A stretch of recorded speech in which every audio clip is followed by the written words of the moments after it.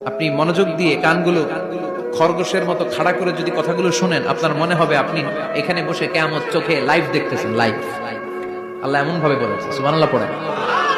তা আসুন আমরা সরাসরি কিয়ামতকে দেখে আসি। আসলে কিয়ামতটা কেমন বর্ণনা করছেন কে? আল্লাহ। সূরার নাম হচ্ছে সূরাতুল কারিয়া। কি নাম? আওয়াজ করে উত্তর দিতে হবে। সূরার নাম আল কারিয়া। চিৎকার মেরে বলেন সূরার নাম কি? আল কারিয়া। এটা মাক্কি সূরা। কি সূরা? বিশ্বনবীর জীবনের দুইটা পর্ব, একটা মাক্কি পর্ব আর একটা মাদানী পর্ব। এটা মাদানী পর্বে নাজিল হয়নি, এটা নাজিল হয়েছে মাক্কি পর্বে। এই সূরার আয়াত সংখ্যা 11। এটা কোরআনের 101 নম্বর সূরা। এটা আল কোরআন আল কারীমের 30তম পারায় অবস্থিত একটা সূরা। আমাদের অনেকেরই মাশাআল্লাহ মুখস্থ আছে, আছে না? ইমাম সাহেব নামাজে প্রায় পড়ে, অনেকেরই মুখস্থ। শুনতে শুনতে কবে যে মুখস্থ হয়েছে আমাদের নিজেরাও জানি না। সুবহানাল্লাহ পড়ে। কোরআনের ভেতরে খালি বরকত, এটার সাথে লাগলেই বরকত, মসজিদে গেলেই বরকত। মনের অজান্তে আমরা এই সূরাকে মুখস্থ করে ফেলেছি। কিন্তু এই সূরার ভেতরে যে আল্লাহ কোরআনের কিয়ামতের এত চমৎকার নকশা এঁকেছেন, এত প্রামাণ্য বর্ণনা দিয়েছেন, এটা আমরা অনেকে জানিই না।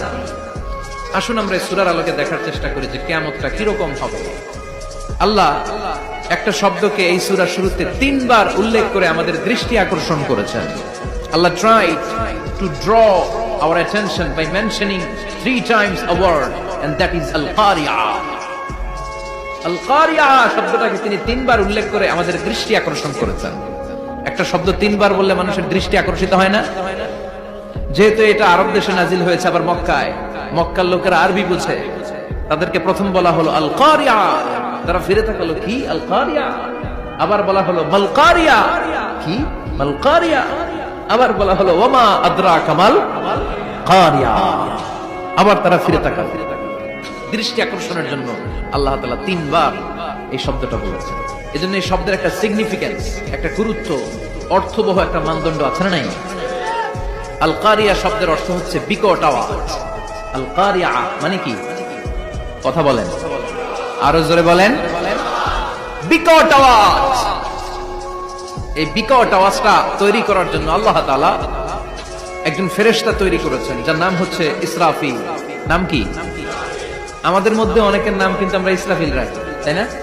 ইসরাফিল আছে না নাই? আজরাইল কিন্তু রাখে না, ডরে। কেন রাখে না? ভয় পায়। কিন্তু ইসরাফিল আছে, আমার পরিচিত অনেকে আছে ইসরাফিল। তো এই ফেরেশতার পা হচ্ছে জমিনের নিচে, মাথা হচ্ছে আকাশের উপরে। এই ফেরেশতার কাজ হচ্ছে ওই বিকট শব্দ তৈরি করা। উনি একটা সাইরেনের মধ্যে ফু দিবেন, হুইসেল দিবেন।